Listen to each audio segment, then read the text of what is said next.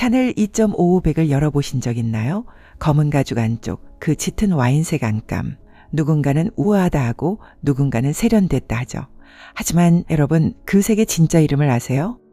바로 고아원 유니폼의 자주색입니다. 12살 소녀가 겨울 돌바닥에 무릎 꿇고 빨래를 하며 입던 피와 눈물이 섞인 그 색이에요. 체인 스트랩은 수녀님 허리춤에서 찰커덕거리던 열쇠의 쇠사슬이었고, 다이아몬드 퀼팅은 복도 창문에 박힌 스테인드 글라스 문이었죠. 세상에서 가장 비싼 가방의 탄생지는 파리 아뜨리에가 아니었습니다. 프랑스 시골 고아원의 차가운 복도였어요. 오늘 커피 한 잔 옆에 두시고요. 편안하게 들어보세요. 지금부터 여러분께 들려드릴 이야기는 화려한 성공담이 아닙니다. 가장 밑바닥에서 시작해 사랑으로 날아올랐다가 죽음으로 추락하고 그 폐허 위에 제국을 세운 한 여자의 처절하지만 우아했던 복수극입니다. 자, 이제 함께 1895년 겨울 프랑스 오바진 수도원 고아원으로 걸어가 보시죠. 1895년 가브리엘 샤넬 12살. 엄마가 결핵으로 죽자 행상인 아버지는 장례식 다음 날 짐을 쌌습니다. 내가 아이 5을 어떻게 키우냐? 각자 알아서 살아라. 얼마나 차가운 말이었을까요? 남동생 둘은 농장의 일꾼으로 팔려가고 가브리엘과 언니 둘만 오바진 수도원 고아원 문 앞에 세워졌어요. 무거운 철문이 삐걱거리며 닫히는 소리, 그게 그녀가 들은 마지막 자유의 소리였습니다. 첫날 밤 돌바닥은 얼음처럼 차가웠어요. 낡은 담요 한 장이 전부였고 베개도 없었죠. 옆 침대 소녀가 어둠 속에서 물었습니다. 넌 왜 여기 왔어? 부모님은? 가브리엘은 눈물을 삼키며 거짓말을 시작합니다. 우리 아빠는 미국에 계셔. 큰 사업 하시는데 곧 날 데리러 오실 거야. 파리로 갈 거야, 나는. 이 거짓말이 그녀의 첫 번째 디자인이었습니다. 자신의 인생을 스스로 꾸며낸 거죠. 평생 샤넬은 출생연도를 10년씩 속이고 아버지가 미국에서 죽었다거나 가족이 부유했다는 등 온갖 이야기를 지어냈어요. 구하라는 낙인을, 버림받은 아이라는 수치를 지우기 위해서요. 수도원의 하루는 규율 그 자체였습니다. 새벽 5시 세종소리, 얼음 같은 물로 세수, 1시간 무릎 꿇고 기도, 아침은 딱딱한 빵 한 조각, 오전엔 빨래와 청소, 오후엔 바느질, 저녁 기도 후 침대, 말하는 것도 웃는 것도 거울 보는 것도 금지. 수녀님들은 흰 셔츠에 검정 또는 자주색 유니폼을 입고 허리춤엔 열쇠 꾸러미가 달린 쇠사슬을 찼어요. 철커덕 철커덕. 복도를 지날 때마다 그 소리가 울렸죠. 가브리엘은 그 소리를 듣고 생각했습니다. 수녀님들도 죄수구나. 열쇠를 차고 있지만 사실은 열쇠에 갇힌 거야. 복도 창문마다 박힌 스테인드 글라스. 햇빛이 비치면 마름모 격자 무늬가 돌바닥에 투영됐어요. 빨강, 파랑, 보라빛이 바닥에서 춤췄죠. 가브리엘은 손가락으로 그 무늬를 따라 그리며 속으로 다짐했습니다. 언젠가 이 무늬를 내 것으로 만들 거야. 이 아름다움을 밖으로 꺼낼 거야. 그 다짐이 어떻게 됐는지 아시죠? 수십 년 후 샤넬 2.55백의 다이아몬드 퀼팅이 됐고, 수녀님의 쇠사슬은 체인 스트랩이 됐고, 자주색 유니폼은 붉은 안감이 됐어요. 복수는 이렇게 시작됐습니다. 가난과 억압을 세상에서 가장 비싼 가방으로 바꿔버린 거죠.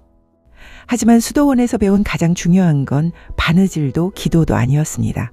생존의 법칙이었어요. 절대 약한 모습을 보이지 마라. 절대 누군가를 믿지 마라. 혼자 살아남아라. 이 차가운 철칙이 그녀의 뼛속까지 새겨졌죠. 18살 가브리엘은 고아원을 나왔지만 갈 곳이 없었습니다. 친척 집에 얹혀 살며 낮엔 양장점 보조, 밤엔 지방 카바레 무대에 섰어요. 코코라는 예명을 얻은 건 우연이었습니다. 그녀가 부른 노래 가사에 코코리코 수탉 소리가 들어갔는데 술 취한 군인들이 코코, 쿠코 하고 놀려댔거든요. 목소리는 형편없었어요. 하지만 돈을 벌어야 했죠. 무대 뒤 대기실, 담배 연기, 술 냉새, 립스틱 자국 묻은 거울. 코코는 거울 속 자신을 보며 다짐했습니다. 이게 끝은 아니야. 반드시 여기서 나갈 거야. 이름을 걸고 맹세해. 그런데 여러분, 운명이란 게 참 묘하죠. 1908년 어느 여름밤 운명이 카바레 객석에 앉아 있었습니다.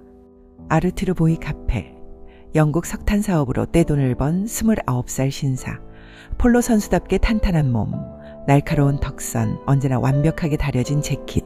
그가 물냉의 초라한 카바레 무대에서 코코를 봤을 때 뭔가 느꼈다고 합니다. 저 여자 다른 애들과 눈빛이 달라. 굴복하지 않는 눈이야. 무대가 끝나고 카펠은 코코에게 다가갔어요. 노래는 형편없던데 눈은 참 좋더군요. 무례한 첫마디였지만 코코는 웃었습니다. 처음으로 거짓없는 말을 듣는 기분이었거든요. 그날 밤 이후 두 사람은 떨어지지 않았어요. 카펠은 코코를 파리로 데려가 아파트를 마련해주고 옷을 사주고 책을 권했어요. 무엇보다 그녀의 이야기를 들어줬습니다. 상상해보세요. 평생 사랑받지 못했던 고아원 소녀가 처음으로 진심으로 바라봐주는 남자를 만났을 때의 그 떨림을. 어느 날 밤 코코는 고아원 이야기를 털어놨어요. 돌바닥, 배고픔, 아버지의 배신. 카펠은 그녀의 손을 잡고 말했습니다. 가브리엘, 당신은 천재요. 세상을 바꿀 사람이에요. 내가 도와줄게요. 그리고 정말로 도왔어요. 1910년 파리 캉봉가 21번지의 첫 모자 가게 샤넬 모드 자본을 댔죠. 자기 이름이 걸린 간판을 본 코코는 울었습니다. 고아원 소녀가 사장님이 된 순간이었으니까요. 카펠과의 9년은 사랑이자 학교였습니다. 그는 늘 간결한 남성복을 입었어요. 승마복, 폴로 유니폼, 느슨한 팬츠. 코코는 그의 옷장을 뒤져 옷을 훔쳐 입기 시작했죠. 이봐, 내 재킷이 또 없어졌는데? 빌려 입었어요. 편하더라고요. 여자가 남자 옷을? 왜 안 돼요? 직선 어깨, 기능적인 포켓, 간결한 버튼 배치. 코코는 그걸 여성복으로 옮겼어요. 샤넬 수트의 탄생입니다. 남자의 옷이 주는 자유를 여자의 옷으로 가져온 거죠. 하지만 사랑은 공평하지 않았어요. 1918년 카펠은 영국 귀족 출신 다이애나 윈덤과 결혼합니다. 코코는 무너졌어요. 왜 그녀예요? 왜 나는 안 돼요? 카펠은 슬픈 표정으로 답했습니다. 결혼은 의무요, 가브리엘. 하지만 내 마음은 여전히 당신과 함께 있어요. 그리고 정말로 결혼 후에도 그는 코코를 찾아왔어요. 두 사람의 관계는 계속됐죠. 사랑인지 집착인지 의지인지 연민인지 그 경계는 흐릿했습니다. 그러다 1919년 12월 22일 밤 크리스마스를 함께 보내기로 한 날 카펠은 코코를 만나러 프랑스 남부로 차를 몰았습니다. 프로방스 지역 퓨제시르 아우종 근처 도로. 밤은 깊었고 도로는 어두웠어요. 타이어가 터졌습니다. 차가 제어를 잃고 도로를 벗어나 나무에 충돌했고 연료 탱크가 터지며 불길이 치솟았어요. 카펠은 현장에서 즉사했습니다. 탄 채로. 전화를 받은 코코는 기차를 타고 현장으로 달려갔습니다. 도로 옆에 세워진 나무 십자가. 아직 페인트도 마르지 않은 그 십자가 앞에서 그녀는 무릎을 꿇었죠. 이곳에서 불의의 사고로 사망한 영국군 장교 아르티르 보이 카펠을 추모함. 눈물도 나오지 않았습니다. 그냥 텅 비어버렸어요. 나중에 친구 미시아에게 그녀는 이렇게 말했습니다. 그의 죽음은 내게 끔찍한 타격이었어요. 나는 모든 것을 잃었어요.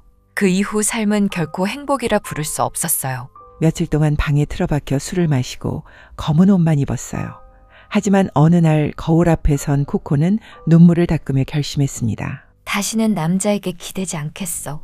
다시는 누군가 나를 구해줄 거라 믿지 않겠어. 이제부터 샤넬이라는 이름을 아무도 무너뜨릴 수 없는 제국으로 만들겠어. 카펠이 입던 재킷은 샤넬 수트가 됐고 그의 스포츠웨어는 체인백과 팬츠가 됐어요. 훗날 보이 샤넬 향수와 가방 라인은 영원히 그를 소환합니다.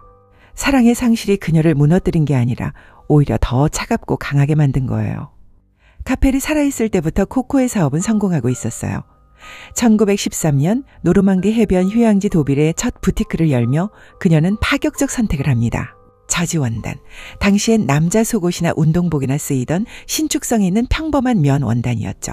귀족들은 실크와 사틴을 입는 시대에 코코는 속옷감으로 드레스를 만든 겁니다. 당시 여성들의 옷은 고문도구였어요.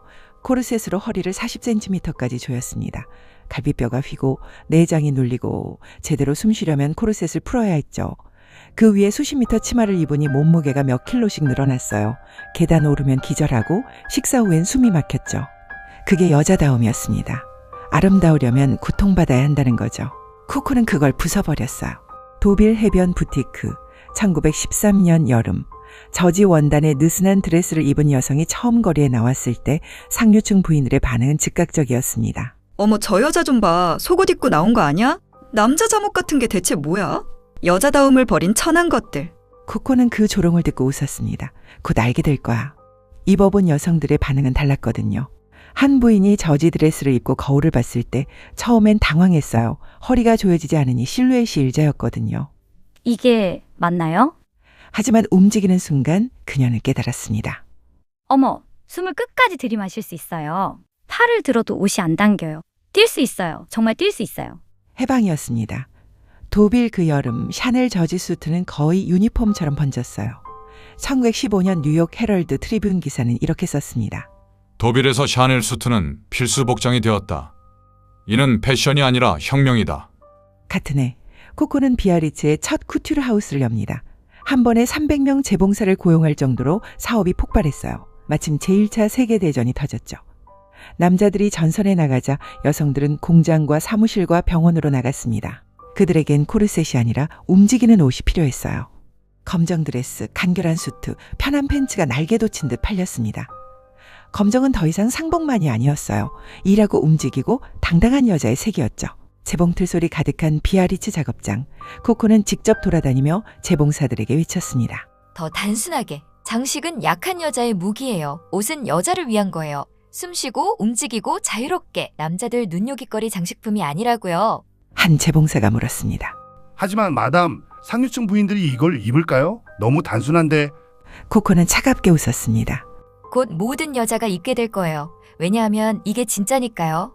허세가 아니라 진짜 자유. 정말로 그랬습니다. 전쟁이 끝날 무렵 유럽 전역 여성들이 코르셋을 벗어던졌어요. 훗날 1947년 크리스티앙 디올이 뉴룩으로 다시 코르셋을 부활시키자 샤넬은 독서를 날렸습니다. 디올은 여자를 다시 옷장에 쑤셔넣고 있어. 나는 감옥에서 꺼냈는데 그는 다시 가두고 있다고. 그건 패션이 아니라 퇴보야. 고아원 돌바닥에서 시작해 첫사랑의 죽음을 딛고 세상의 조롱을 견디며 코르셋을 벗긴 여자.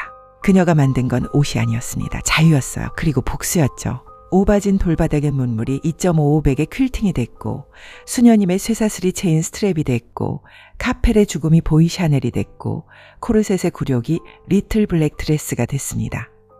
가장 밑바닥에서 시작한 고아원 소녀는 1920년대 파리에서 가장 영향력 있는 디자이너가 됩니다. 하지만 그녀는 행복하지 않았어요.